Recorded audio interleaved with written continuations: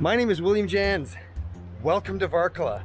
This is a community with a real genuine edge to it, and I'll tell you about that. But first I'll tell you, the beach here is amazing. It's one of the best probably in India, I think, to many people.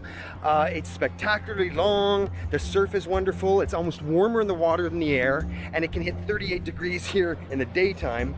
The sand is spectacular, but so hot because of the heat that you're not going to spend very long barefoot on that. So bring your little flip-flops or run very fast. And as far as the edge goes, it is not a figurative edge, it is a genuine edge, a literal edge, because what happened in 2018 or 2019 here, there was a landslide, and as you can tell, the cliff here is really quite steep heading right to the shore, and a section of that slid away. And it's not just slid away, it is incredibly close to the path and the businesses that operate here. So I think in most places that would get shut down, but here I think they're thinking, nah, it'll be okay, and just keep an eye on it. Holy moly. This is outside of the barrier too. Wow! I would say this is a place that will probably, unfortunately, see some radical changes coming up.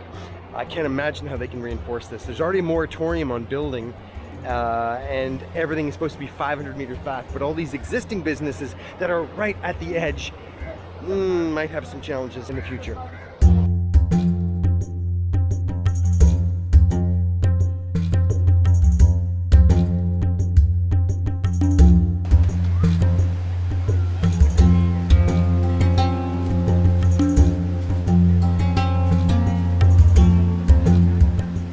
If you come here to see this place, it may look different. I hope it's all the same, but boy, those cliffs are encroaching incredibly close. I'm actually kind of surprised too that they still let scooters be on this pathway. If I were in charge, I would say no way, foot traffic only. There's 3 stairwells going down, and they're all in pretty darn good shape. A lot of people talk about the garbage here. Yeah, there is some. I don't think it's all that bad. But it would be really wonderful to see if they could kind of group together and compile it a bit and maybe find a place to put it or how to deal with it. Better yet, my big suggestion is don't buy plastic water bottles. It's not hard to get filtered water, boil your own water, get it treated whatever you need, or those little pristine pills that treat it. It's just a better way to go. The last thing I ever want to do is throw more darn plastic bottles around.